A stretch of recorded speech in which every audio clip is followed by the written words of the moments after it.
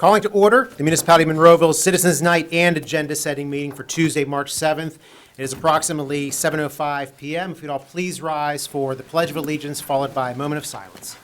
I pledge allegiance to the flag of the United States of America and to the republic for which it stands, one nation, under God, indivisible, with liberty and justice for all.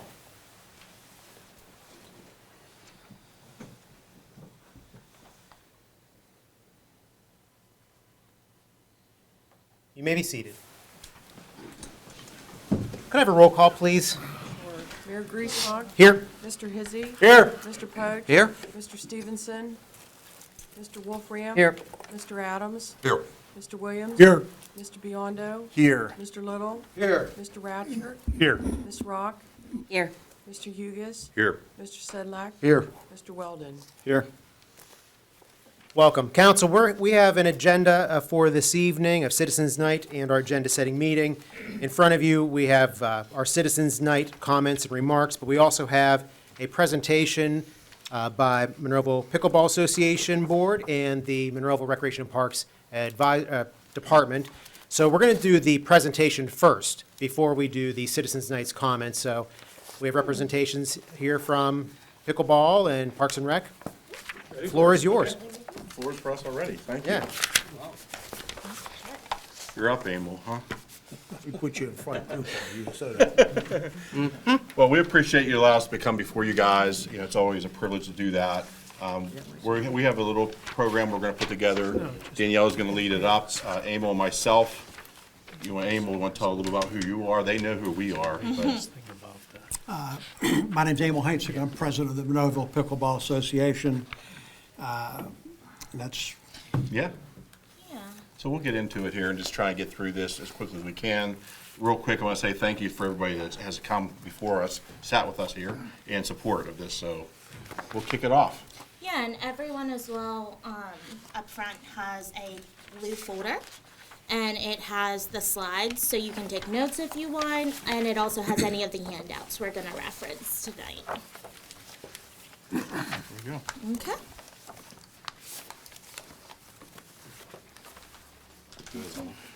okay, Monroeville Pickleball Association. We're guided by our mission statement, our bylaws, and our vision. And I'd like to take a moment right now to introduce our board members. Dawn Consul, please stand. Beth Plonchak, Larry Brandstetter, and Rich is in Florida playing pickleball. So we have five board members at this time. Great. So with that said, I'm going to tell you the story of how this all started. You know, back in 2019, the pickleball courts were built. 2020 was COVID. It was kind of a strange year. But we got started. We went through growing pains because as people started to come and play, we realized we needed some guidance. We needed some rules. We needed some, new people come. How do we fit them in? So some people started getting together, kind of formed a loose-knit committee. One thing led to another. We had a few more people, let's have a picnic, let's have some events. So we'd get other volunteers and they would come in. And so we had this loose-knit committee. And that worked really well. And last summer, the end of last summer, we were challenged. And we were challenged by one of our players with respect to who are you guys to make the rules for us? And we realized that in order to be a viable entity, we need to be official, because we weren't official. So we started having these conversations about forming an association, and we decided that we needed election of officers. That was the other thing, because it was just a loose-knit people. It got up to 12, 13 people. So we decided we need to become more strategic. So we had an election of officers. I became the president, and these guys behind me became the rest of our board. We put together a strategic plan and went to these guys at Parks and Recreation. The first time we met, Tim was in the meeting, and we presented them our idea on what we believed that pickleball could be for the Monroeville community. We worked really hard to get there. We worked hard with them. We've met numerous times with these guys, and I think we've worked and developed a very good working relationship. So we worked hard, and that's why we're here today. And also included is the bylaws that we had put together, so there's a copy of that for you guys too. And just so you know too, we didn't just take this out of the wind, we actually looked at models from different locations, Cranberry being one of them, which we'll get to later. But we know we really looked hard and diligently out the way that should be done, and this is kind of what we come up with, so. Yeah, so we wanted to look at the benefits of forming an association, and we broke that into two categories. So in regards to the municipality, forming a association would be an income generator, and it would allow for self-sustaining maintenance and expansion of pickleball in Monroeville. With the current projected membership of 200 at the current proposed membership fee, that could be around $16,000 we bring in year one alone. Like we said, we are following a model that has exponentially grown in Cranberry, and we see a lot of potential in our community as well. In addition, our people coming to Monroeville to play pickleball brings tax revenue to Monroeville. People will grocery shop here. People will fill up their gas tanks here. People will go out to lunch after they finish their matches. So all positive things bringing people into our community to spend money. And it also, on top of that all, is good publicity. So it's definitely something you wouldn't mind hearing our name in the news for. And it would be a positive representation of what our community members have built here and what amenities we have to offer in our community. The second category of benefits is for community members. What does forming this association do for our community members? It allows for court expansion and maintenance because of the current condition. It will create prioritized play times for the association members, and it allows the committee to organize and plan community events. And through the line item that would be created with the membership fees, it would then create this self-sustaining model of maintenance and growth as we build pickleball in Monroeville. Okay, so let's talk about the growth of pickleball. Right now, pickleball is growing at an annual rate of 20%. So there's some statistics on the screen, and I'm not going to go into a lot of statistics, but 36 million people play pickleball in this country. It's a lot of people, growing at 20%. So my grandson is a freshman in Plum High School, and they have pickleball classes in gym class now. And this is the future. This is what we're looking at. The youth are getting introduced to this game. Go ahead. Okay, some statistics to share with you. So last year, when as I told you the story before, we started forming this little committee and paying attention to what we were doing and where we wanted to go. And I estimate that approximately 60 people a day played pickleball at that park. That's 7 days a week. That's 4 weeks a month, 7 months a year, from the 1st of April till the end of October. That comes to 12,000 times somebody came to Monroeville to play pickleball. So now if you extrapolate that out and do a 20% growth, it's not going to be long before we see 20,000 people a year coming to this municipality to play the game that we love.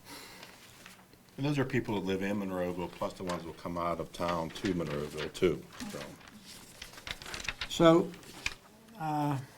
we have 200 players. Okay, I guess I just went over that. Yeah. 200 players. Did I jump ahead of myself? Good. Yeah, Okay. so the membership benefits would be primetime exclusive court usage, and that would be Monday through Saturday, 8 a.m. to 12 p.m., and Monday through Friday, 4 p.m. to 8 p.m. An exclusive membership t-shirt, because everybody likes some swag. Entry into one tournament a year, included with more opportunities for skilled-based tournaments. Buddy passes to bring in your friends along with you to get them to fall in love with the sport everybody has been obsessed with playing so far. And then organized play and events. So that could be a year-end picnic, that could be a Halloween bash, and different criteria for different levels of play.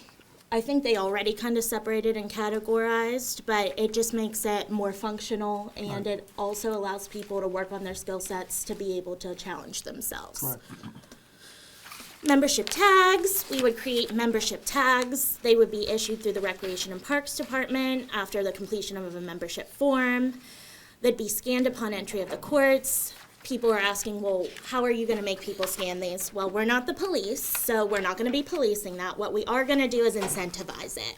And through incentivizing it, the person with the most scans during the designated times will get a free membership the next year. So kind of a positive reinforcement instead of worrying about being punitive.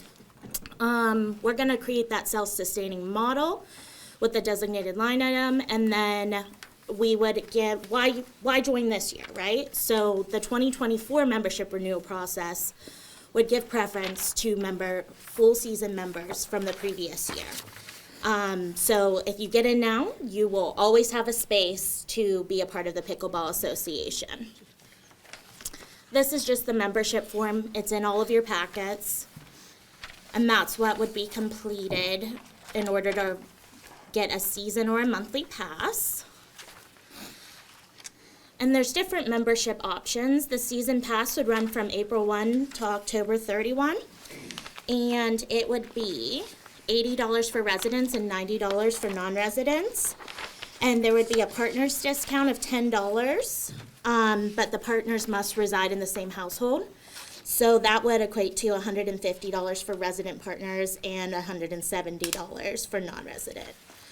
The next option would be the monthly pass, and that could be an April, May, June, July, August, September, or October pass.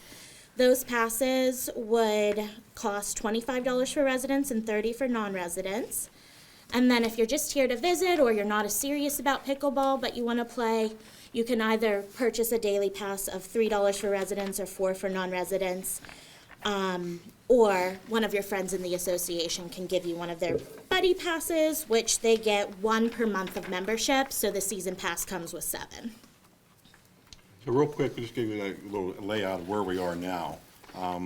As you guys know, a couple years back, we dedicated 6 courts when we redid these courts back in 2018, Paul?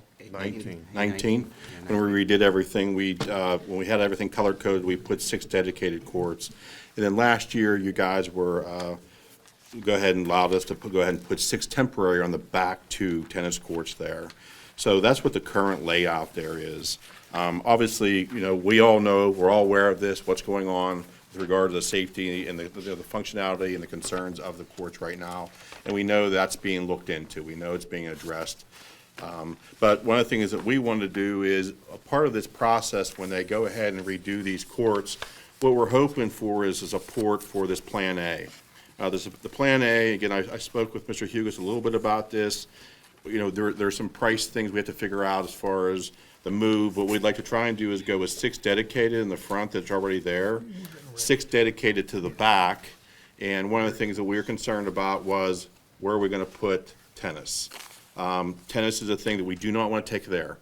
So if we don't want to take it away. So what we're looking at here is, up in the front there where the basketball court is, there's currently a blank slate there. And we would like to try and do is potentially move the tennis up to there. There might be we might have to add a little bit additional on both sides to meet the criteria for tennis. Width-wise, we're fine. There won't be an issue whatsoever. So that is definitely something we would love to look into. And including that, we've actually been fortunate to go out and look at different courts, and all these guys have played on different courts. Is also look at putting some fencing between each one of the courts. 4-foot-high fencing from end to end on the courts, just to kind of keep the ball in play on the court that they're playing with. So that's a part of this plan, if we can move forward with this, when we do make these corrections and fix these stuff like that. So let's give you an idea of that. And Plan A would really just address our safety concerns and then improve function of play for all different sports in the community park. And definitely Plan A would definitely excite these guys. I mean, you can probably say 12 courts would be an amazing thing for you. That would be, Permanent. Yeah, permanent that would be courts. amazing, right. Yeah, so I think that's what it is.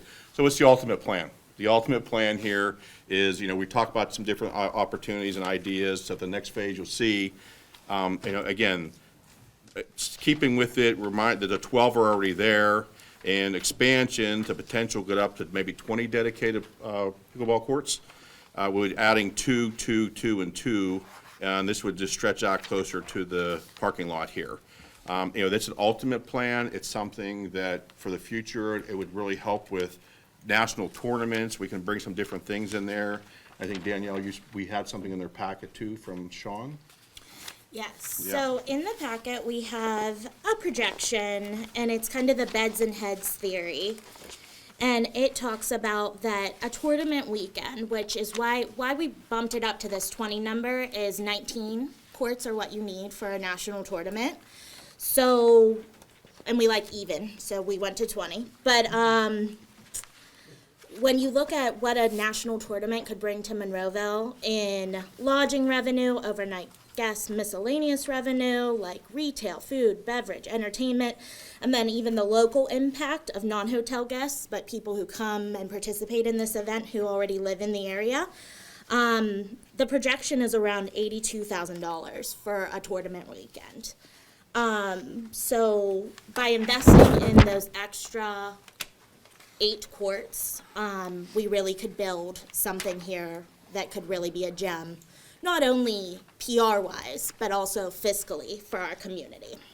And I think too, with the current courts or where they are, I think definitely the court needed improvements, resurfacing of the courts.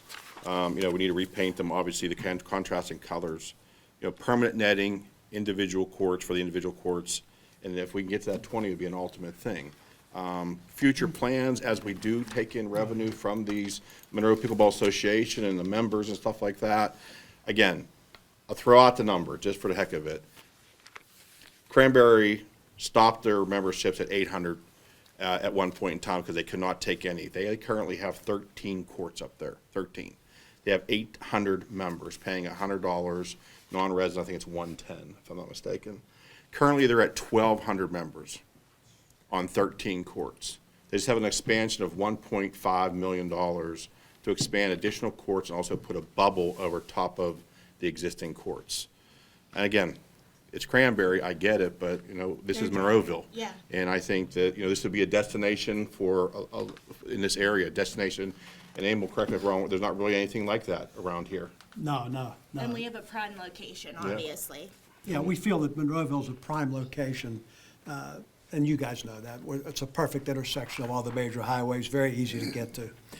One thing I do want to point out is that we, all of us, but we as the association do intend on seeking funding, grants.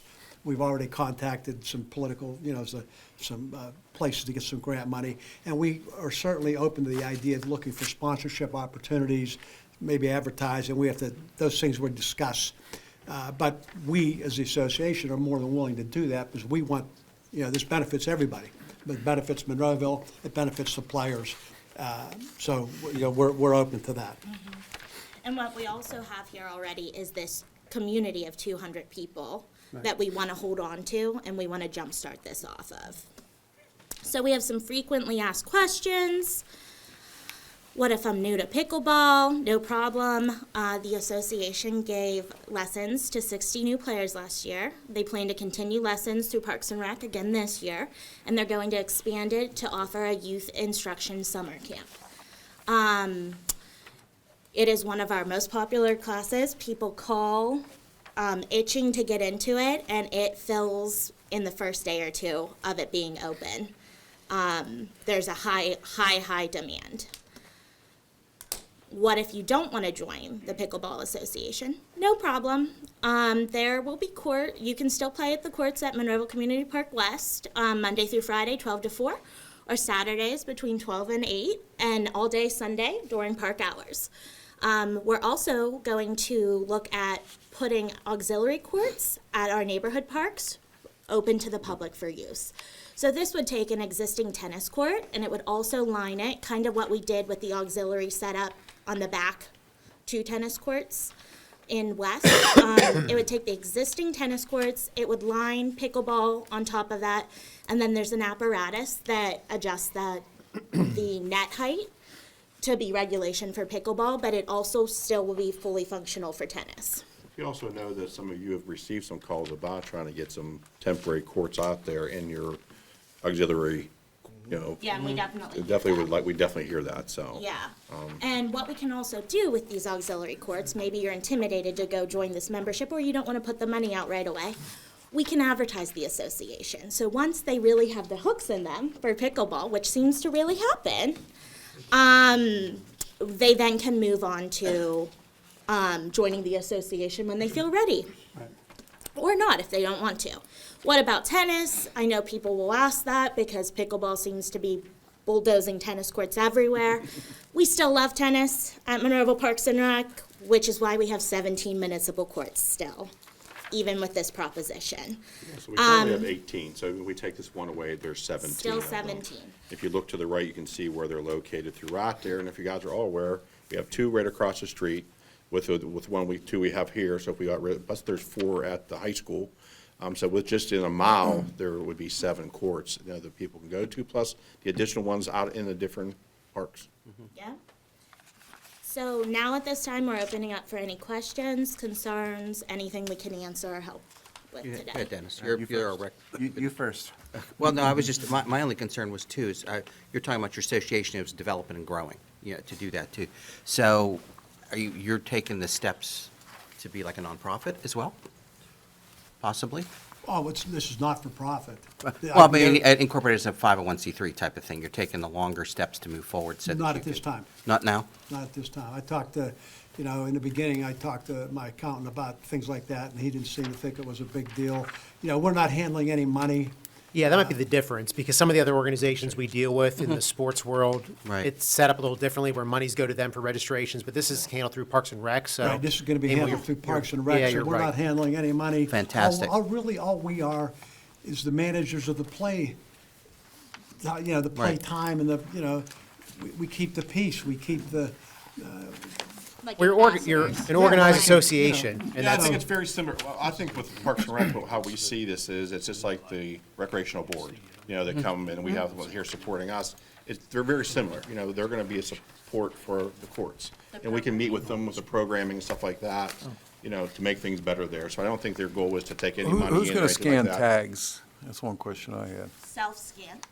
Self-scan. Yeah. And like I said, we're not gonna police it, we're gonna incentivize it. All right. plans for an outdoor scanner up there. And we're working with our current system The that's rec at the track- rec center, tracks. senior center Yeah, here. we did So some we're working research. on that right now, trying to figure out how to do it the best way. Now, would that have a locking function? Is that what the plan, or, we're not there yet? No. Not at this Well, we don't want to time. lock anything down or anything like that. No, they're public spaces, but we just got to figure out the scanner ID and how we're going to do that. You know what I mean? And again, like I said, they self-police themselves. I mean, Yeah. some things when they do show up, we've seen where people have showed up to pickleball and they have their bags, they have their tag hanging out outside their bag. And I think these guys are willing to help police well, it yeah, and say, we understand that, let's say your family came in for the weekend and your sister-in-law wanted to play pickleball, and she comes to the courts, you guys understand, we all take care of those people. That's one thing the municipality doesn't have to worry about.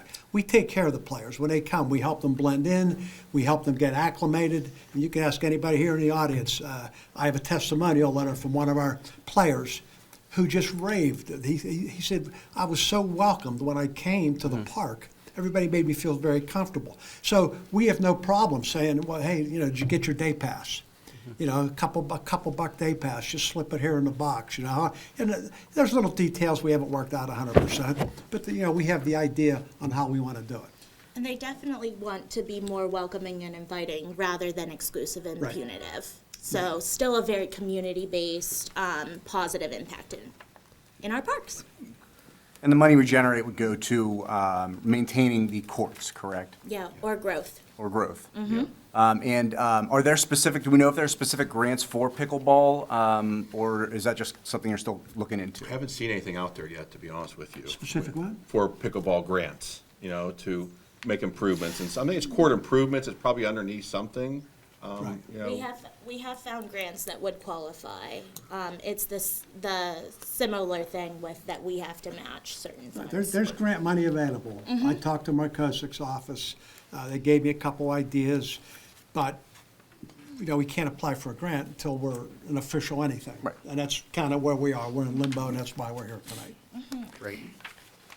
mean, I think this is a great idea. I mean, so we have a couple plans here. Now, we do have the current condition of the courts, which I know has been a problem. You know, they're beat up, and that's not because of all the play. That does get a lot of play, but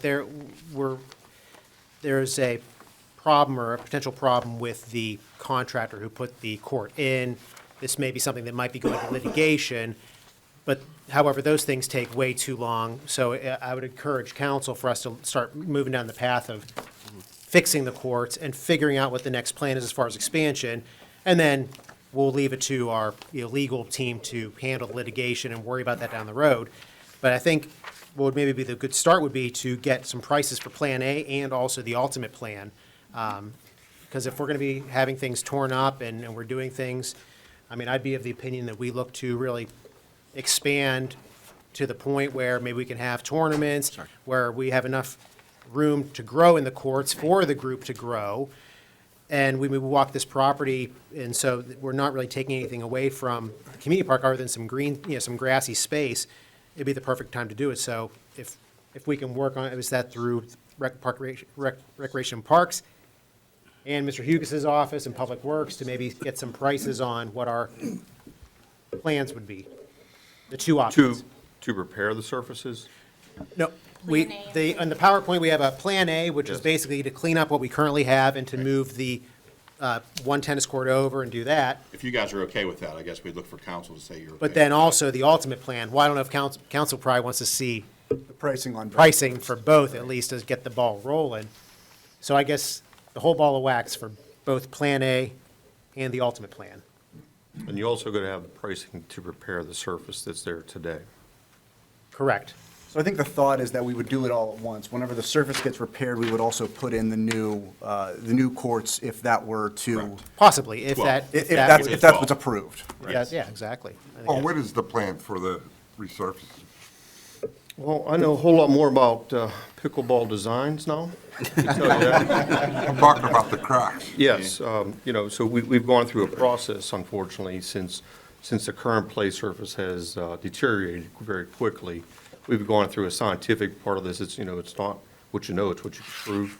So we did core borings of the existing surfaces, had laboratory analysis done to see the contractor who put the play surface in, he was obviously blaming the asphalt. We did some analysis, and we can absolutely debunk that fact that it's not the asphalt, it's the play surface that was installed. Now, the fact of the matter is that, until we get to the next step with Mr. Ratcher here, they're probably not going to accept those findings. But, to repair what is there, there's two different ways of repairing. Well, there's one that you can overlay the existing surface, leave what's there, do some minor patches, overlay it with a new rubber product, about a 1/4 inch, like rubber product you would lay out, you would put in the adhesive. Would you have to grind up? No. So the first method is you don't have to do that. You put that down and you put a new play surface over top of it. That's about $230,000 to do that. And that's to repair No, the that's to leave, existing. just to leave what's there, do some patch repairs, repair the seams, and then install a new product. The second theory is that you would have to mill 1.5 inches of that top layer off, which is the play surface plus the asphalt. You would have to mill that, but in order to mill it, you have to remove the fencing. Remove the fencing, mill it, put asphalt back, and put a new play surface on top of that. You're only at $280,000 for that. Would you have to mill 1.5 inches off if it's just the? Yes, because the length? problem is if you micro mill it, it doesn't become a flat surface. You get some waviness and it's also that product, it'll actually gum up the mill head because of that, the epoxy of that plate. It's like milling through a petromat on a road. So you actually have to mill 1.5 inches off, so you take the whole product with it. Then you got to put a new asphalt surface back on it, then put the plate surface back on top of that, and put the fencing back up. It's about $280,000. Now, Paul, I'm sorry, is that to put the fencing up as it existing, in the existing way that it is? That's or- correct. As is. Okay, As is. and then obviously the With ultimate no- plan of in between all the courts, and that's a whole nother. Sure. Okay. Yeah. And that price is for all the existing courts. Yes, the 3 existing courts. Josie just had some heart palpitations here. I'm just making sure she's And I think the okay. ultimate plan, these guys even agree, 12 would be awesome. Cha-ching. And if we can make some type of commitment to the future, you know, again, that's about the cost, what it's gonna cost to do it, so. Oh, I have another question. We have a Monroeville Pickleball Association membership application. Has your members seen this and they agree with all this? So we have met with the board, and they have reviewed it. We then presented it to you all. And then once we have a green light to move forward, we'll be able to present things to the public. Dennis, you're good? I mean, I know you were involved with some of the other meetings with that. Anything else? I don't have anything else. No. Well, maybe we didn't quite get there yet, maybe, and I know maybe you don't have this information, Mr. Hugus, but as far as adding courts, can we, maybe you don't have to do it right now, but can we get some prices on what it would be to go We out don't have another? a sky hook to drop anything in there. There'd definitely be some construction to it. Yeah, we can't just copy paste it, but Yeah. yes. Oh, no, absolutely, yeah, absolutely. Yeah, But I mean, these are the kind of definitely. things that, And definitely, there's a grade differential. Oh, yeah. It- There's it's- some work It's to a be done. oh, project. most certainly, Yeah. most But I certainly. don't think we want to shut the whole thing down to put a couple more courts in. Got to be some way to be able to play on the courts that are there now and build the new ones at the same time, instead of shutting everything down. Like maybe for- rotate, I think- like do the Yeah, front, then yeah, the yeah, back, so or you the don't back, shut then the program front. down. I would tell you, though, my advice to you there would be, if you're applying this play surface, you don't want to mobilize twice. Yeah. You want to bring the company at one time to do it at one shot. It'd be more cost-effective to do it that way. I think Yeah. we all know it's time sensitive, we understand that, because of the way the courts are currently are. If I could, so if I could say something on that, as Danielle said, we have over 200 people in our database that play pickleball. And right now, it's wintertime, we play inside at All-American Fieldhouse and other places, as people go various places. We look at it as, it's kind of a sense of urgency, because if we could do something by the end of May, our players still have places to play. Come May, when school's out, then our players are going to start going other places, because we lose our indoor facility. They do things for school kids over at All-American. So now we're going to start losing players. And that's why originally, last fall, when this whole process started, what concerned us probably more than anything was that if the courts didn't get fixed, people were going to start to disperse and find other places to play.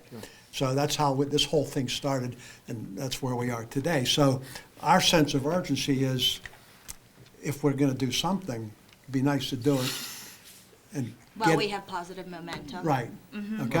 So it sounds like it's the repair piece first, if it's possible before your season.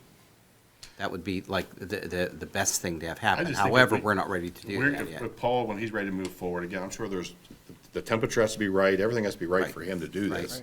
That we can just kind of work together and Okay.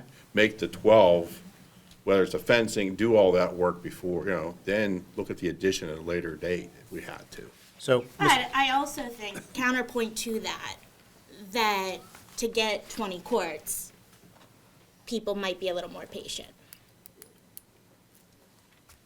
Because of what the Yeah, payoff We're guessing. I is. mean, that's Yeah. that's your guys' call Right. for your momentum. But the- I'm yeah. sorry, Paul. What were you For the saying? potential of the national draw. Mr. Hugus, I know in construction, things always take longer and whatnot, but in an ideal situation, ideal stretch of weather, like how quickly They will can, not install the play surface until at least mid-May, because it has to be at least 50 degrees for a constant period of time. If it dips below 50 degrees at night, then you have a problem with your product. And it takes about 10 days to take, in totality, to do all those courts. So you're looking at least a mid-May to start it. I would tell you more like Memorial Day. but ideal temperature, even if you do it in July, it's hot, it's really warm. Yes. You said 10 days, about, About 10 days, yes. okay. For repair. Is there any type of warranty with that type of surface? 5 years, 5 years? but it's like everything else, Mike. These companies, they're they go out of business. Either they put the product in, file bankruptcy, and they're gone. The warranty is, not that great. Have we seen any surfaces with that material on, the I went and rubberized? looked at the surface last week, actually, but the surface was over a new asphalt surface. It wasn't over an existing play surface that had the deficiencies that ours had. Okay. Well, Is the material available? It isn't like other stuff you order and it's 19 months No, away. they seem to say that the material is available. Yes. Thank you. Any provision too, if in fact the repair can be effected at time and it's in the middle of the height of your season, to do that? Provisions, you saw on here earlier, you had some other ideas for some of the other courts. Yeah, I we mean, have to look at how that and see. how badly would that impact the organization if like, hey, guys, we have to do this, but we have some other alternatives or think something we'd to like to look at facilitate the some Well, I other don't know, courses? I don't know if I can answer that. It's a crapshoot. Sure. All we can try to do is communicate with our members. Okay. Which we do on a regular basis. If it, if we go to make improvements and the courts aren't done till June, I don't think anybody's gonna be too upset, but are we gonna lose a couple players? Those are things we don't know. Well, you got 200 and the courts are kind of broken, so you're on the right track, so. I mean, these courts are still playable, Yeah, even though right. aesthetically they don't look right. Right now, they're playable, people Yeah. still play, but it's, if you've been there through over a couple of years, you've seen them deteriorate. And, that's the other concern is, okay, so this year they're okay, but next year, then they're not okay, then there's nobody playing. And that's what we didn't want to wait to have that happen. Oh, the plans are in the works Yeah, to get it repaired, agree. but they're still playable for this year yeah, or for the next few months. yeah. And in an ideal world, there may be some inconveniences, but Right. And we can try and troubleshoot that, because like we said, we have an abundance of neighborhood parks right. and other options that we can try and facilitate some alternatives. Okay? Great. Do we need to do anything for you to set up the association? I mean, that's, what's I was going to ask Mr. Ratcher. I mean, well, for one thing, tonight's Citizens Night and agenda-setting meeting is not a voting meeting. Right. We're just gathering information. Any voting is taken at next Tuesday's meeting. So we may need to talk with, staff may need to talk with, Mr. Little, Mr. Ratcher. But I agree, let's figure out how we can get the association up and running. I think it's a great idea to have an organized group, to also have, let's say one point or a group of point people that we can go to and share concerns. That makes it way easier when you're dealing with these kind of sports. So And you're thank you facilitating for us, yeah, I mean, you're doing facilitating this. our program, so that's Yeah, great. they've been a blessing. That's great. So just for council's, pleasure, we have an audience here. If anyone that's here for pickleball and supporting pickleball, could you raise your hand just to let them know that you are here for pickleball? Okay, pretty much, almost everybody. Very good, thank you. Council, any questions for the group here? Any more questions? Mr. Williams? It's just, myself, much appreciated for y'all showing up. It's important that people show concern about a project. If nobody shows up, it's a different ballgame, but appreciate y'all showing up. And I went over there one day, and I don't know how you get any more people on them courts. I mean, it was really crowded. Yeah, so anyhow, I like to hear that. thanks again for Sounds showing like up. we need some more. Thanks, Thank you all. so Thanks, much. everybody. Thank you so much.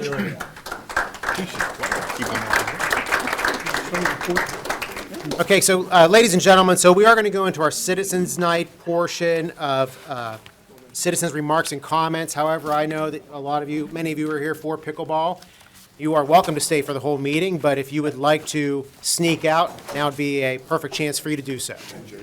Take 5 minutes. We'd say run. We'll take a recess. We'll take a 5-minute recess to clear the room and get set up. 5 minutes recess. Yeah, sort of. And then, Tracy's wondering, like, Oh, it's probably gone. This meeting is back in session. It is approximately 7:50 PM. We are going to open up the floor for citizens' remarks and comments. This is your public comment period. We always ask for a 5-minute comment period. So if there's anyone that is signed in that would like to address council, now would be your time. Hearing none, we're going to close that comment period and close Citizens' Night and move over to our agenda-setting meeting. I have an executive session announcement that council conducted an executive session before tonight's Citizens' Night on Tuesday, March 7th, 2023, from 6:15 to approximately 7 PM for personnel and litigation reasons. Council legislative action, if any, shall be taken at next Tuesday's, March 14th, council meeting.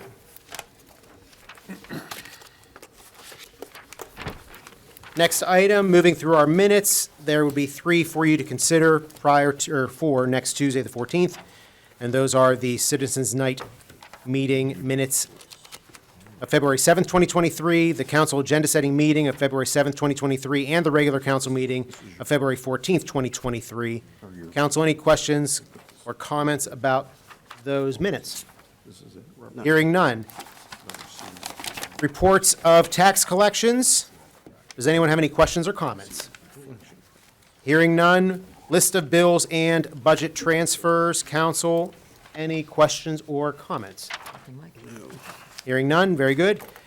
Payroll report. Council, questions or comments?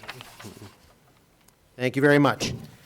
We will consider those all at next Tuesday's meeting at 7 p.m. We will also be considering our vacancies on boards, commissions, and authorities next week as well. Now we're moving over to our consent agenda. We have new business, 22-5-C, Bowser, Genesis. We also have 22-6-C as another item, also Bowser, Genesis.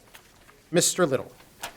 Yeah, the applicant is requesting a conditional use approval pursuant to section 401.8 of the Monroeville zoning ordinance number 1443 as amended to permit a cut and fill operation totaling approximately 40,500 cubic yards. The project area is approximately 16.8 acres and known as tax parcel ID 1107H175 in the C2 Commercial Zoning District. And this is a public hearing because of the moving of over the threshold over the cubic yards. And the next item also is a public hearing. Applicant is requesting conditional use approval to establish a vehicle sales business on a 16.80 acre vacant parcel of land adjacent to the existing Bowser dealership on Route 286. Property is tax parcel ID 1107H175 in the C2 Business Commercial Zoning District, and Planning Commission has approved both of these, and anybody that's going to testify would have to be sworn in due to it being a public hearing.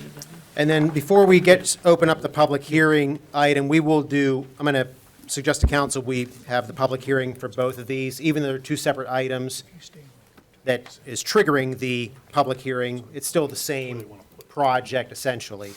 And I just have a question about the second one. Maybe Mr. Ratch, you'd help me out. Why is the second one, why is it a conditional, or why is it a public hearing item? Why is it a conditional use for? I believe vehicle sales areas, depending on the size of them, are conditional uses. Is that correct, Paul? In the C2, is that what it is? Is that why? Okay, very good. So if there's anyone from the public that is going to be adding testimony for this item, if you please stand and raise your right hand and we'll swear you in. Thank you. That's me. Do you swear to tell the truth, the whole truth, and nothing but the truth? I do. Thank you, sir. So we're going to open the public hearing for these items. So if you could just introduce yourself and then Right. go on with the project. My name is Lenny White, civil engineer with KU Resources. We're the engineer on the project. As Mr. Little said, this is conditional use for the earthwork and for the use. Yep, we'll get a camera on that in a second. So There we go. here is our, just an overall site plan, just to orient ourselves. We have 22 to the south and 286 to the north. And this right here is the limits of the park and ride. And then here is the existing Bowser Chevy dealership. And then Abers Creek runs through the middle. So what Bowser is proposing is the construction of a new dealership facility, in this case Genesis. The building is a little over 19,000 square feet, and then we have it's 25 feet high to the parapet. We're C2, conditional use. The earthwork associated with this, we're currently at around 46,000 yards of material, give or take. That's just kind of a bulk number. The reason that is up from the agenda item is actually we removed a wall.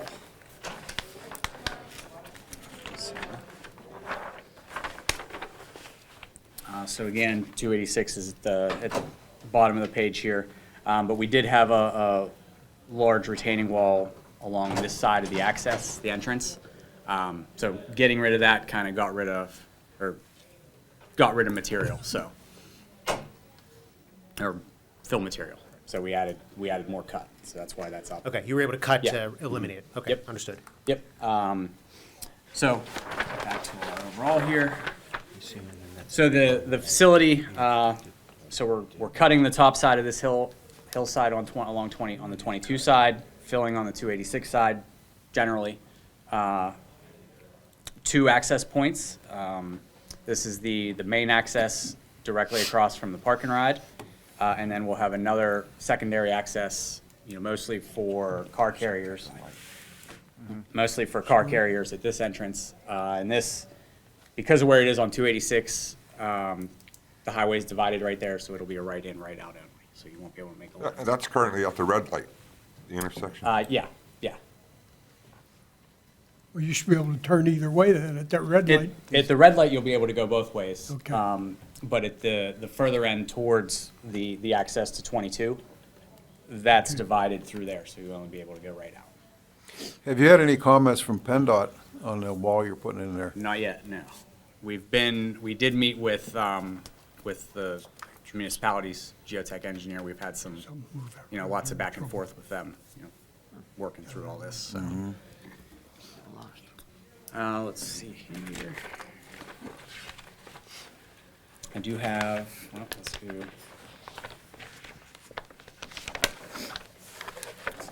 What's the reason for no internal circulation between the two dealership parcels? We have Abers Creek at the bottom of the hill. This Abers Creek. Yeah. Abers Creek's. Neighbors Creek runs in the middle. Yeah, so right. Cuts under, yeah. it Yeah, cuts so under. right here is that bridge. I'm talking about same side of the road, the two parcels. Abers Creek. Yeah, but the bridge over Abers Creek is right here. Yes. And Abers Creek goes all the Yes. way, Yeah, Okay, no all the way plans. around Chevy, so. goes around the back of Chevy. Let's see, this is we have a landscape plan. I don't know if this is a good time to ask anyway, just before I forget it, but you talked about car carriers and access, so no plans to have any car carriers stuck anywhere on 286? So it'll be, car carriers go into the lot, okay, Yeah, car great. carriers, yeah, we did. Not like um, Route 22. Yeah, we did truck turns through the site with a car carrier and municipality's fire truck, just to make sure they can get in. So we have just kind of an overall site plan, revegetating everything, lots of trees, lots of shrubs, all per the current, per the ordinance and everything. And I was able to secure a rendering of the building, so. You can center that for us. There we go. A lot of glass. Jared, can you zoom in a little bit? There you go. So service, let's do, how can I do both of these? All right, so the service entrance is here, which is on this side of the building. So the customers will drive up the hillside and service, their service drop-off will be right there, so they don't have to worry about, navigating the parking lot or anything like that. And then the rest of this is showroom sales, service, parts, all the traditional amenities. Very good. And then we do have, speaking of the walls, so we do have 2 walls.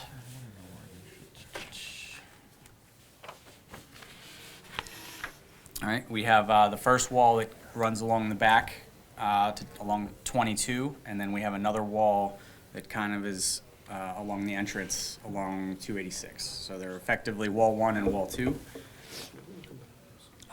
The wall 1, this wall up here,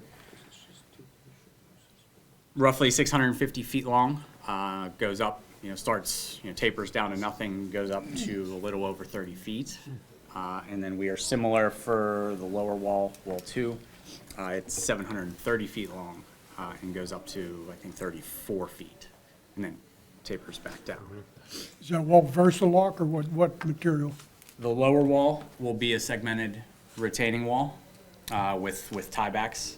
So I don't know if anyone, or I guess I should say how familiar everyone is with the, Have you seen Aldi's? Penn Monroe was, Yeah.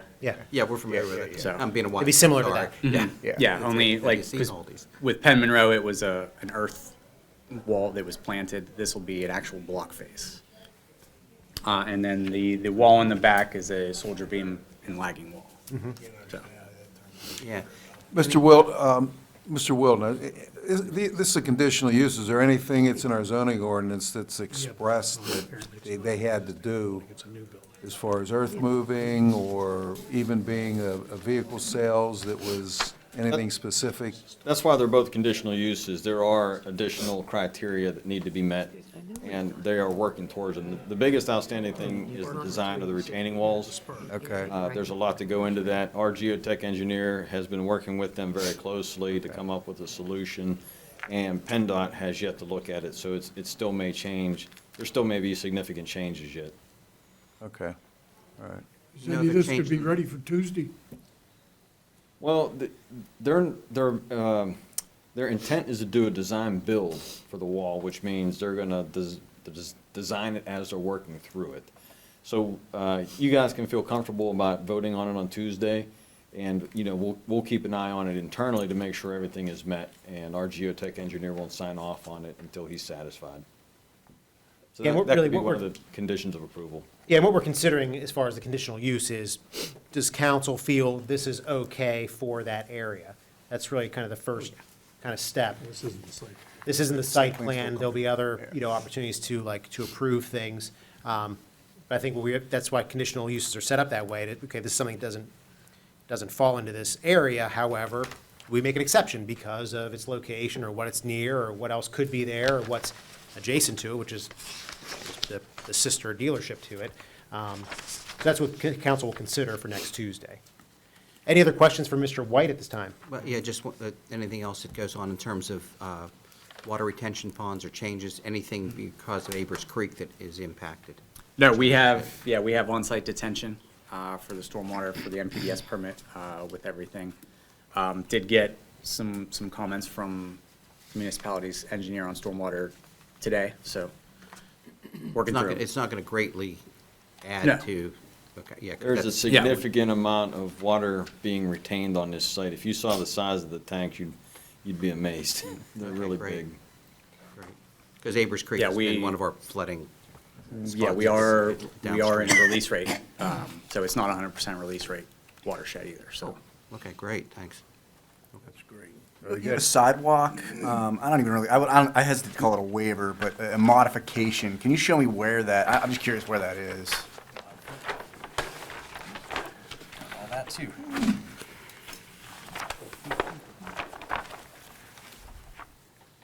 All right, so here is our property.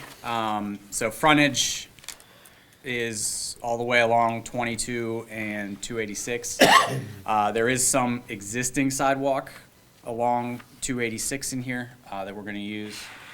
But, so we're proposing sidewalk at the two entrances to connect to the existing sidewalk and then wrap around to the existing detectable, the warning strips that are at 22 at that corner. But we are asking for a waiver of the remainder from the access to the bridge that's over Abers Creek. And then also from that, the existing ramp on 20, or the existing warning strip on 22, all the way along 22 down, to the end of the property. So we are, we have roughly 150 feet of existing sidewalk that we're utilizing. We're proposing 810, approximately 810 feet of new sidewalk. And then the modification request is for 2,100 square feet, or linear feet, sorry. Now, these would be, Mr. Wielden, this would be more of this, at the site plan approval, correct? The way we, Or how do you typically? this is it. There's no other site plan. They won't be back. The conditional use is the conditional use, and the land development is included in that. Okay. So the waiver, speaking about now is, you know, I did some quick calculations if you want to, what we did with some of the past projects. So if you take a 5-foot wide sidewalk and multiply it by the length that Lenny has described, and I have an average of $7 per square foot from previous bond estimates, it comes out to $73,150 that would normally be paid into the fee in lieu of fund.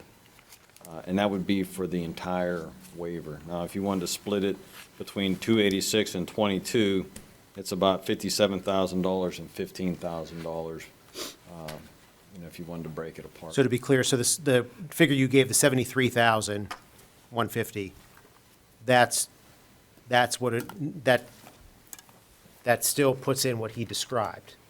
Yes. And I have some different Gotcha. highlighters on this, it might show up a little bit clearer.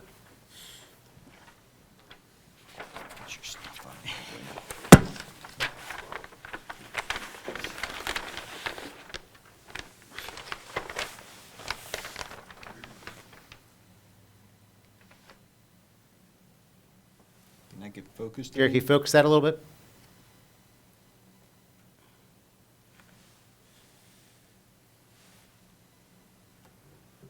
Still a little blurry, but the green is what they're proposing to install. The yellow is what they are asking relief for. And once they get past, I guess that, towards where the bridge is at Abers Creek, is there anything beyond that currently?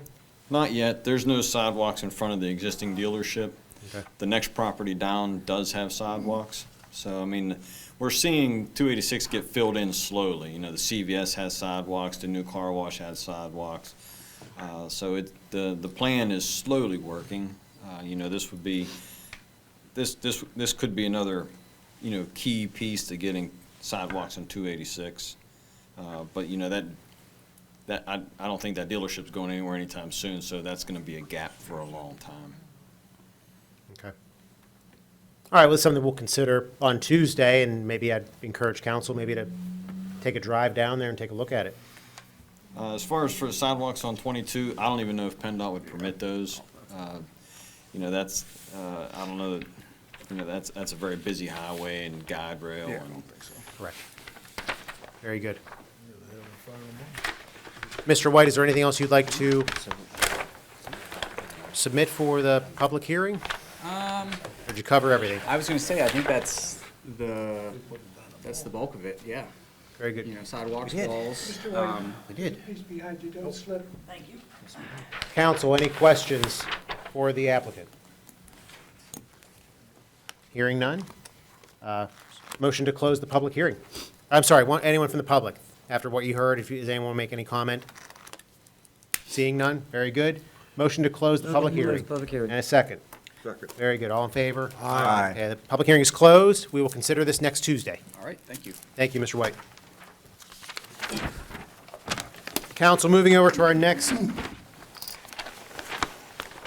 business item, 23-3-SUB, Monroeville Volunteer Fire Company Number 1, Orchard Alley. Mr. Little. Applicants requesting preliminary and final subdivision approval to consolidate tax parcels 639R052 and 639R153 and a portion of Orchard Way that was vacated by the Municipality of Monroeville into Lot 1C with a total acreage of .706. Property is located at 122 Elm Street in the R2 one-family residential zoning district. Planning Commission recommends this approval. Questions or comments? Lenny wants to present this one as well. Welcome. Good evening, everyone. Good evening. My name's Terry Seepers, Gen 3 Land Surveying. I've been contracted with Monroeville Fire Company Number 1 to consolidate their 2 lots at the Number 1 Fire Department, and we've gone through the process of vacating a portion of Orchard Way that was vacated last month.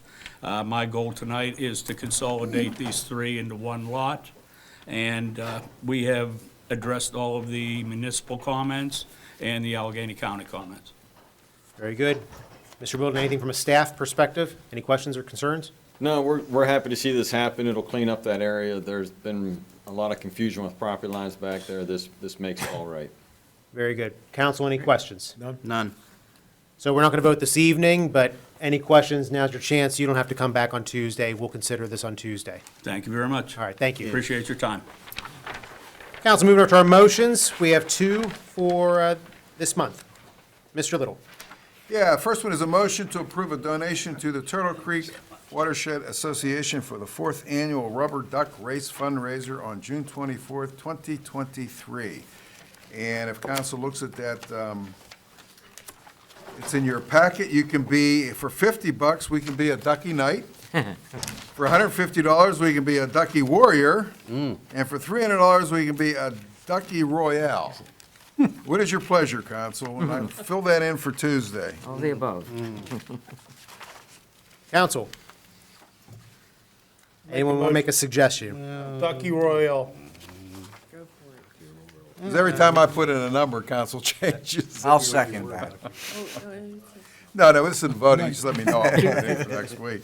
Pencil in Ducky Royale. All right, we're gonna be a Ducky Royale, okay. What did they actually use this money for? That's a good question. I mean, well, it's the Watershed Shed Association, for instance. They, I know I was involved in it. God, this is 2015, Paul. I think we put all those trees in down at Valley Park. Where do we get the trees? They come from the Western Pennsylvania Conservancy. Okay, from the Conservancy. So it's things like that, Bob, that they come in and they get volunteers, and I'm sure there's a lot of incidental different things. Paul, you're part of it. Yeah, and part of the funds for this are split with Irwin. It's not all just for the watershed, so we're using their park, it's their event, we're just a part of their event. So, they get a percentage of it. But it's mostly watershed stewardship. There's projects, to help clean up acid mine drainage, and then get students out involved in watershed stewardship and hikes. Pickleball. On the watershed. I don't know. And the Westmoreland Heritage Trail has been a great success for us, and it runs along Turtle Creek down there and in the watershed. I think it's something worth doing, so we will consider that next Tuesday. Next item, Mr. Little. Okay, a motion to accept the resignation of John Washington from the Human Needs and Resources Advisory Board effective immediately. Very good. Moving over to our resolutions, we have 8 for this month. Yeah, most of these are housekeeping items. First one is a resolution authorizing the distribution of grant funds for the Memorial Day Parade, which is the first resolution, which they have on their application for $5,000. We gave them $5,500 last year. That's what's in the resolution. What's council's pleasure? Keep it the same. Yeah. Keep it the same as 5,000 or 5,500?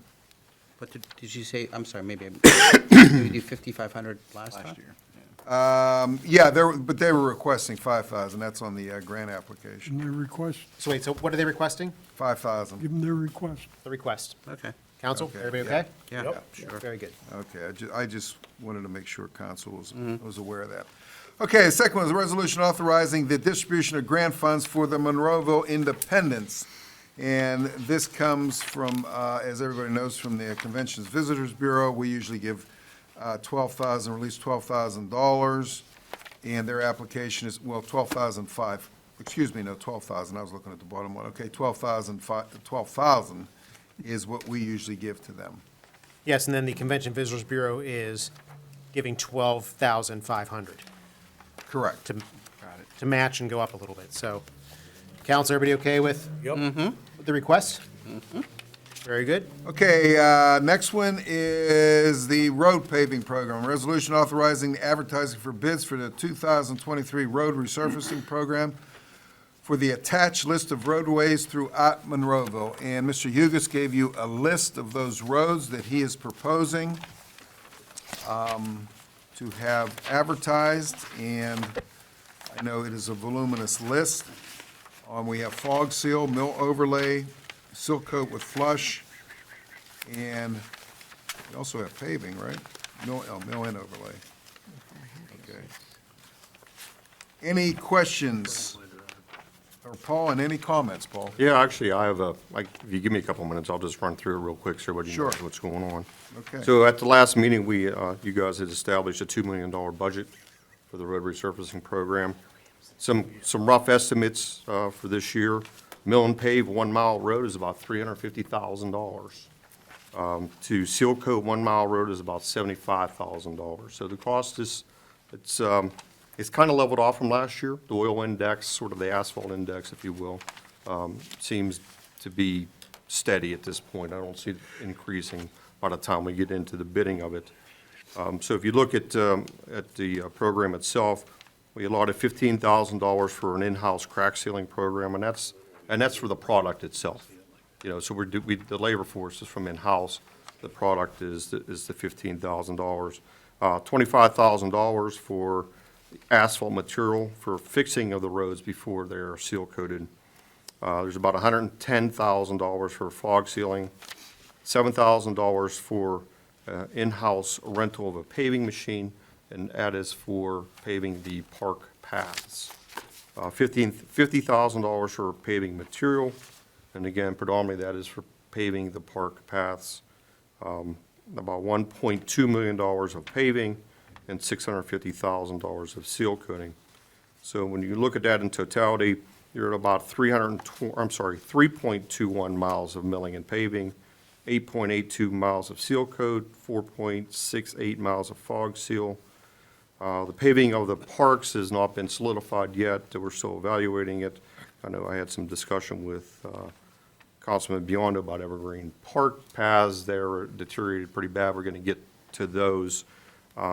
Where I expect to do some paving at the community park, because I expect some damage done whenever the caboose is delivered, so we'll be up there doing some repair there.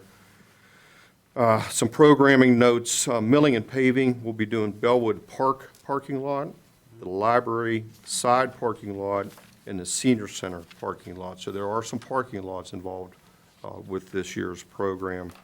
The one note is, I'm sure people will look when you get to your list, McGinley Road is on the list to be paved.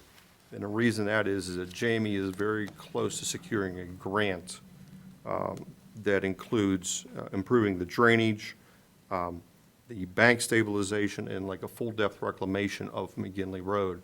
That'll all be done with grant money, but we'll have to pave it when we're done.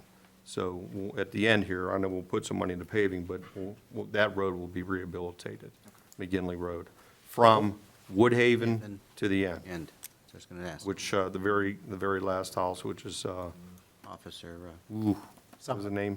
well, it was for Sally. Scalen? Scalen. Yes. Mr. Scanlon. So from Woodhaven down, and that road it's in really bad shape. Yeah, and the water runoff, yeah. All right, so that's a lot of the program notes. Sort of the next step for us, if you guys pass the resolution on Tuesday, we will go out and core bore all the roads that are affected to see what the asphalt profile looks like, so we know how much to mill or not mill. We'll do an inventory of each street. That inventory will be the storm source system. We'll look at the manholes, catch basins, pipes. We'll look at the trees and vegetation along all the roadways to make sure if they need cut or not. We'll do a signage condition and compliance evaluation of all the roads. Do an inventory of manhole risers and rings for the sanitary sewers, Duquesne Light, Verizon manholes, and also for the valve box risers for the municipal authority, Wilk Penn Joint and Dominion Peoples Gas. And based on that, we'll prepare the specifications and have the bid results to you in May. Very good. Any questions for Mr. Hugus? Kind of a snapshot for you. Thank you. Excellent job. Thank you. Mr. Little, next item. Number 4. Okay, number 4 is a resolution authorizing the display of various event banners at the corner of the intersection of States Route 22 and 48 within the right-of-way property belonging to Pennsylvania Department of Transportation. And this is a housekeeping item. If you go to that resolution, you will see all of those different events to be put on that corner that everybody is well aware of, where banners go up there advertising different events throughout the summer months and fall and spring. Any questions on that, council? Next item. Okay, next one is a resolution. We were talking about a resolution approving the waiver release of Bowser Genesis of Monroeville from installing sidewalks as required by ordinance 1016 concerning property located at the intersections of Route 22 and 286 as identified as parcel 1107H175. And council's already discussed that. Number 6 is a resolution adopting the James Street Laundromat Sewage Planning Module. And number 7, I just received these this morning from PennDOT. These two, the reimbursement maintenance agreement and the contribution agreement. This is for the sidewalks that are going to be put in down by the mall on Route 22, and also their ADA requirements, American Disabilities Act, and also the sidewalks being put in, the improvement of the depressed sidewalks over at Masters Drive and Route 22. So that's what the next resolutions are all about. As a matter of fact, when they put out the bids, I don't know what the bid was to do Route 22, but as I mentioned to you about 2 months ago about this project, it would cost us about $24,000, and now it's about $23,000 because the bids come in lower. Any questions on those two resolutions? Okay. That's it for resolutions. Yeah. Council, ordinances for next Tuesday, we have 3 to consider. Mr. Ratcher, please. An ordinance of the Municipality of Monroeville, Allegheny County, Pennsylvania, prohibiting the feeding of wild animals and providing penalties for the violation of such regulations. This is a matter that's been on the table, so any action that council would take next Tuesday would require the matter coming off the table, and then you can take whatever appropriate action you decide to take. Council, I would suggest that we remove this item from the agenda for further consideration down the road. I think there's some things that we have to look at this a little bit more. Need a motion on that? No, I really just, if council agrees with that, I do. We agree. and Yes, we just agree. pulling that off the agenda, and we can consider that at a later date. Yes. Yeah, just wipe that out. Very good. Mr. Ratcher, next item. An ordinance of the Municipality of Monroeville, Allegheny County, Pennsylvania, authorizing the municipality to enter into a land lease with Pittsburgh SMSA Limited Partnership doing business as Verizon Wireless pursuant to Section 501H of the Home Rule Charter for the lease of a 100-foot by 100-foot parcel of property and associated easements at the Monroeville Public Safety Training Center for the construction of a wireless communications tower and facility. And I'm going to recommend to council on Tuesday that they consider tabling this matter because we've not yet received the final lease from Verizon, and council obviously needs to take a look at it and be comfortable with the terms. Understood. Third and last ordinance is an ordinance of the Municipality of Monroeville, Allegheny County, Pennsylvania, amending the code of the Municipality of Monroeville and ordinance numbers 2361, 2416, 2520, 2533, 2574, 2598, 2610, 2657, 2687, and 2746 by amending and restating the rules and regulations of the Civil Service Commission. This is more or less a housekeeping matter. I believe that the rules and regulations of the commission are different now that the residency has been dropped for the police officers. And so this cleans up those changes and any other changes that are presently on the table. Any questions, council? Very good. Moving over to reports of municipal staff. Mr. Ratcher, do you have anything else for this evening? Nothing else, Mayor. Thank you. Mr. Little. Okay, yes, about 2 weeks ago, I had a meeting with Duquesne Light and Nelson Tree Trimming, and I know how everybody in the community gets upset when we start, not us, but Duquesne Light with their subcontractors starts trimming trees. So they're going to be starting here on Monroeville Boulevard, and it's not going to probably be until late April, May, and they're going to go all the way down Monroeville Boulevard and then down James Street. So those residents that live there, you've been notified, you have been sent letters in the mail, and if you have any questions, My phone number is on the website. You can call me, and I will get in touch with them. I have their business cards laying on my desk in case anybody has any complaints.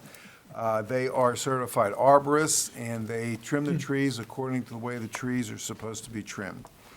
And I know myself, looking at some of them, that doesn't seem to be the case, but they're well within their right to do what they have to do to keep the energy running, the electricity running. Next thing is, the Monroeville Lions Club Farmers Market is going to be moving from the Community Park West to the Monroeville Mall in the parking lot across the street from Best Buy. And they have outgrown the community park, and they're moving down there, so they have more room, and that'll be taking place beginning Saturday, May 13th, through November 18th, and it's from 9 until noon, and we think it is a great addition to the mall, and it's going to give them room to grow and do what they want to do, and so it's going to be a destination point, we hope.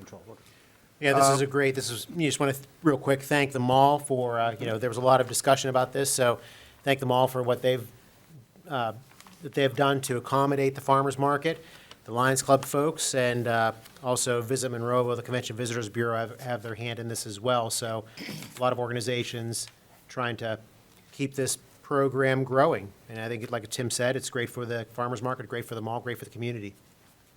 And I have one last thing that I would like to give an accolade to. Two of our employees, Danielle and Flora in the Park and Rec Department. About 2 weeks ago, our police officers had a couple that were doing drugs, and I'm not sure if they were busted for drugs or doing drugs, but anyways, they had 2 children. One was an infant of 6 months, and one was in school, 9 years old. And the CYS, County Youth Services, could not get out here until later that night. So the 6-month-old baby was here, and both Flora and Danielle took care of the baby until the Youth Services got here, and they didn't have to do that. And they did it, and it was great. And then a 9-year-old boy who was going to school, he came here afterwards, and so they were here until later in the evening, and they could have very easily walked out and said, it's not our problem, but they didn't. And I want to commend them for doing that.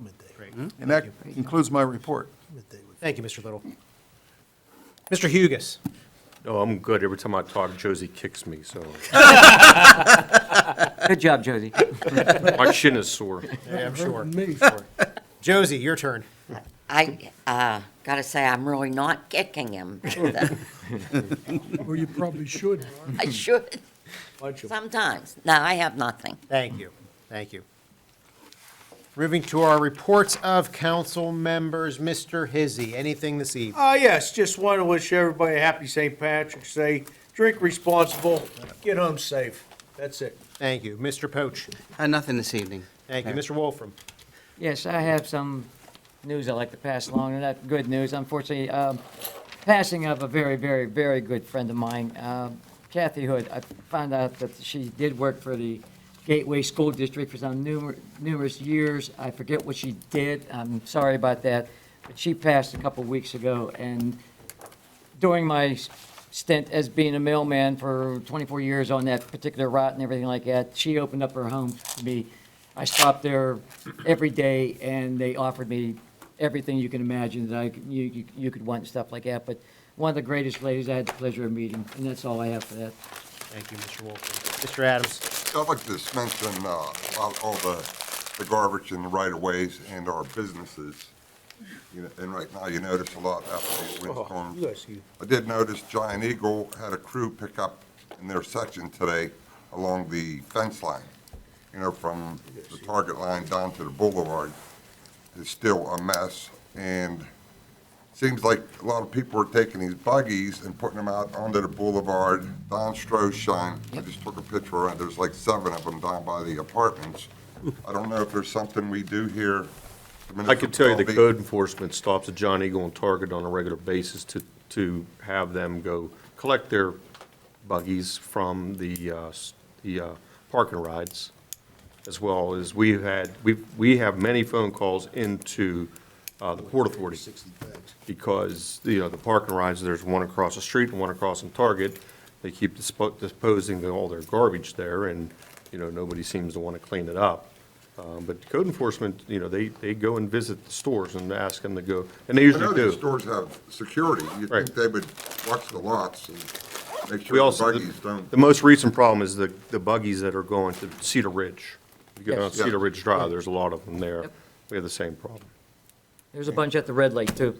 They may have Saw to 'em tonight. consider the security lockdown on the wheels that they do in some areas, where the carts can't leave the perimeter of the They parking can lot. carry their luggage, they can make it a One bug. other thing, is the landfill responsible for Route 130 from Thomas Street to the landfill entrance, as far as the No. garbage? I'm sorry, one more time? The landfill, are they responsible for cleaning up 130 from Thomas Street to the landfill entrance? No. Or not? But it seems like most of that garbage is coming off of the Oh, yeah. trucks that are Oh, yeah, headed. absolutely it is. But there's nothing in the works for them to have to clean it. Okay. No. I mean, they have their own litter crew within the landfill, which, they have to do, but not all 130. Is there a way we could force them? Only if they had frontage, if they owned frontage on 130, we could, but they just have the access road down to 130. Yeah. Well, like I said, most of that is coming off the Sure. trucks that are headed to their landfill. And To along- and from. Along the same lines, so business that has frontage, we can do something about litter Yes. on their property. Yes. And we do, we notify the businesses all the Understood. time. And the challenging part is you clean up litter, and then the wind Right. blows, and it's back again very quickly. Whether it's people actually littering, or if it's coming out of dumpsters, or cans that are knocking over out of trucks, so there's many sources. But we're hoping to address that at the 20th Annual Cleanup Day, the Jack Sedlick Memorial Cleanup Day, which I'm going to jump in on since we're segueing into this, Mike. Do you have anything else this evening? No, I'm done. I'm going to jump in because we're going to advertise for this. Jack Sedlick Memorial Cleanup Day, our 28th Annual Cleanup Day, Saturday, April 29th, 2023, 9 a.m. to 11 a.m. Beautify your neighborhood, park, school, church, or roadway. Tired of litter-strewn streets? Yes, we are, absolutely. Do we want a cleaner community in which we want to live, work, and play? How can you help? Join the Municipality of Monroeville, your neighbors, family, and friends for Cleanup Day. You select a roadway, park, or neighborhood and clean up. You can register by submitting the registration form through the Monroeville Parks and Recreation Department or give them a call. The registration deadline is April 24th. And once again, this event, it's an annual event for 28 years. It's always really well attended. We have a picnic afterwards with a lot of great prizes, a lot of donations from, businesses in the community. It's just a really well-run event. Mr. Sedlak has been doing it for 28 years. And does an amazing job every year. Joe, hats off to you. So really, let's, and if you're right now, you can scan the QR code on your screen. And like I said, or you can call the Monroeville Recreation and Parks Department. So that is Saturday, April 29th. And we do have an early image of what the front of the shirt's going to have on it. Very good. And everyone gets a T-shirt if they register, right, Joe? Yeah. Great. And Thank the you. gra- And the grand prize this year is gonna be a 55-inch TV. Very good. There you go. And all they have to do, they just have to sign up, and then afterwards, they come to the picnic, and then, Get a Just gonna raffle give it to ticket. Tim now? Yeah. very good. Mr. Williams? Yeah, First of all, I think each one of us got a tree here in this package. Yeah, Dara said it was a weapon. I would suggest that you don't reprint this for Tuesday. Yeah, We yeah, can bring well, it back and use the same one, It's unless there's some change. Pardon me? Unless there's some change. Just bring the But, changes. I would suggest that we all bring them back on Tuesday. not reprint. and use Oh, the same sure, one. yeah, whatever you want to do, sure, yeah. Just a lot of paper waste, Yeah. Yeah, maybe just print just the top Yeah, 3 pages of sure. the agenda. That'd be Yeah. The other thing is. very green of you, Mr. Williams. The other thing is, we contacted Duquesne Light back on October the 3rd to put a street light on Cathedral Drive. I talked to him, I was talking to him every week, finally he told me, you don't have to call me every week, so he was mad. And he told me Oh, 3 wow, weeks, Bill. 3 weeks, 3 weeks. And gotta be something we can do October the 3rd, and the street light still isn't up. And not that we're not a good customer of Duquesne Light, but put Duquesne Light on notice that we're not real happy with them. And if there's somebody else who we can call, we probably need to do that Friday if it's not up this week. Public Utility Commission. Public Utility Commission. Well, I don't think they can force them to put a street light up. We ordered it, and it's, yeah. Maybe we'll do that. I'll give them until Friday, and then we'll make some moves. Make some more enemies. Great. Thank you, Mr. That's Anything else, Mr. That's all I Williams? have. Thank you. Thank you. Mr. Biondo. Yes, I just have one thing. The Easter egg hunt for the children this year is on April the 1st, Saturday, April the 1st, at 10 a.m. through 11:30 a.m. at the community park. It's at the baseball fields. Those are really nice events. They do separate the children based on their age groups, 2 to 4, 5 to 7, 8 to 10, and then special needs. It's a great event that's put on by Monroeville Parks and Recreation, and if you have little kids, I encourage you to come. And that's all I have. Thank you, Mr. Biondo. And I'll just end with just condolences to one of our employees, one of our Public Works employees, Jerry Corey. He's the custodian at the Senior Citizen Center. Condolences to the loss of his mother-in-law recently. So with that, I would like to seek a motion to adjourn. Motion to adjourn. Second. All in favor? Aye. Opposed? This meeting is adjourned. Thank you and good night.